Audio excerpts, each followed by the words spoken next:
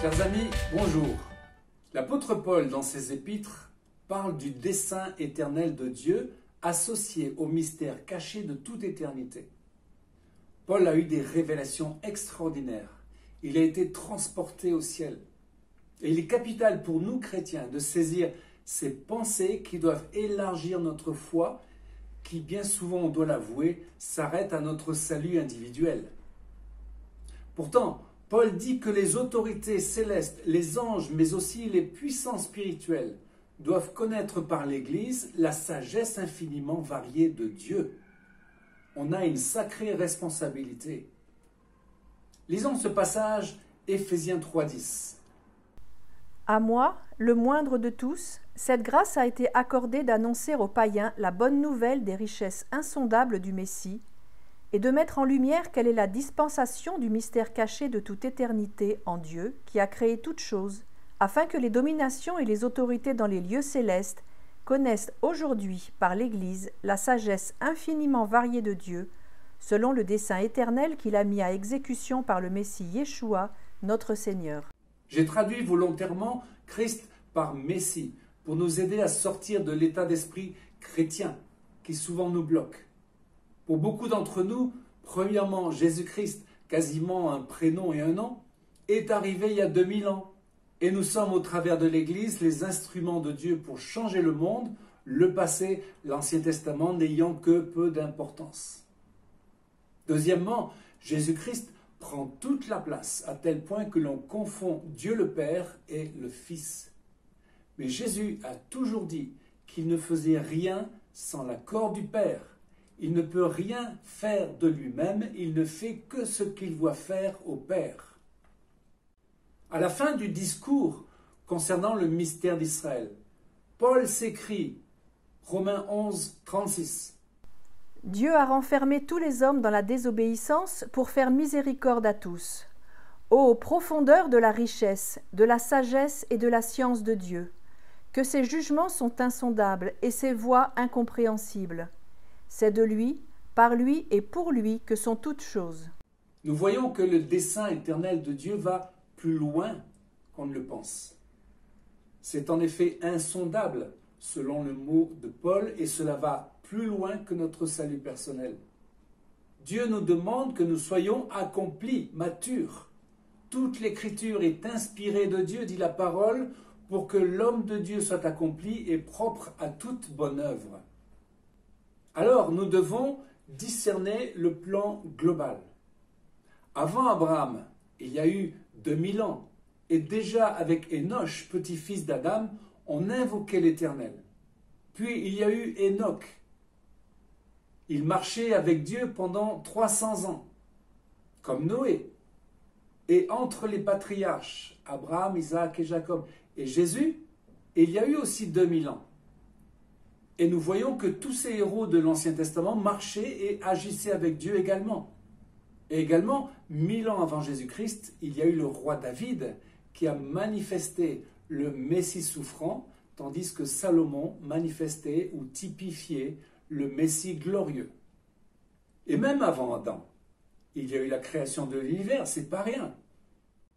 Il y a un Dieu suprême à la base de tout.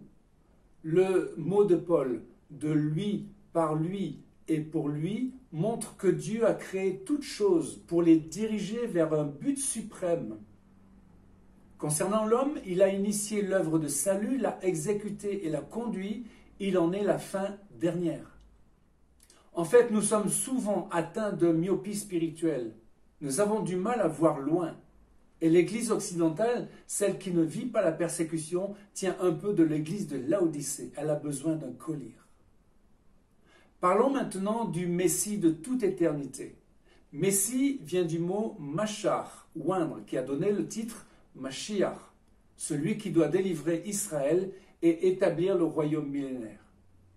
L'onction dans le Tanakh était donnée à ceux que Dieu choisissait pour une fonction. Il y a l'onction sacerdotale pour Aaron et ses descendants, l'onction royale, par exemple David, et on peut ajouter aussi l'onction prophétique.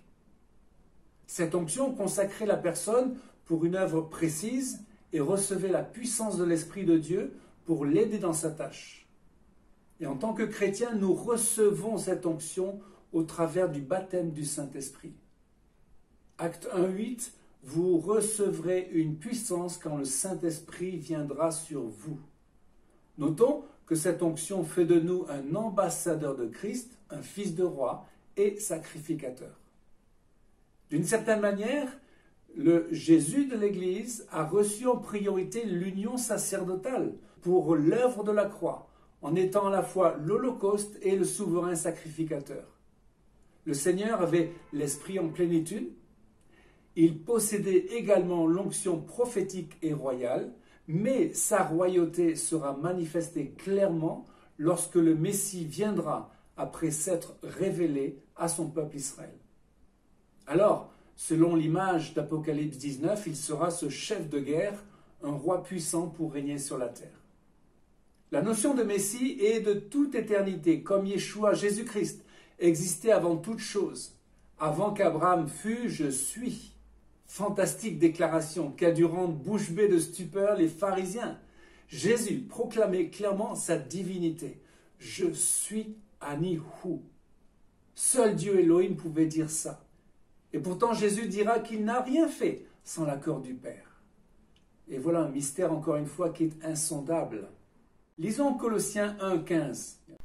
Il est l'image du Dieu invisible, le premier-né de toute la création. Car en lui ont été créées toutes les choses qui sont dans les cieux et sur la terre, les visibles et les invisibles, trône, dignité, domination, autorité. Tout a été créé par lui et pour lui. Dieu a voulu faire habiter toute plénitude en lui. Évoquons à présent le mystère caché. Nous voyons ce terme mystère caché de toute éternité, mais révélé à présent à ses saints. Nous le voyons dans plusieurs passages de l'Écriture. Paul a reçu directement cette révélation. Et je voudrais citer Arthur Katz, un pasteur messianique. Il parlait d'un christianisme devenu superficiel et mécanique. Je le cite.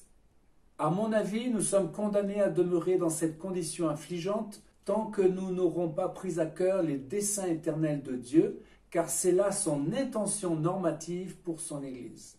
Nous prenons à cœur ces desseins éternels dans l'exacte mesure où nous prenons à cœur Israël, car la question d'Israël est bien en effet son dessein éternel, son mystère éternel. Ce mystère, c'est donc premièrement ce que représente le Messie qui est présent de la première à la dernière lettre de la Bible. Ce Messie n'a jamais cessé d'être aux côtés d'Israël. Et Dieu a jugé bon de le rendre physiquement visible après 4000 ans pour planter la croix sur la terre et donner aux nations la possibilité du salut. Notons que ce sont les hommes qui ont établi une séparation dans le calendrier et privilégié l'après Jésus-Christ plutôt que l'avant.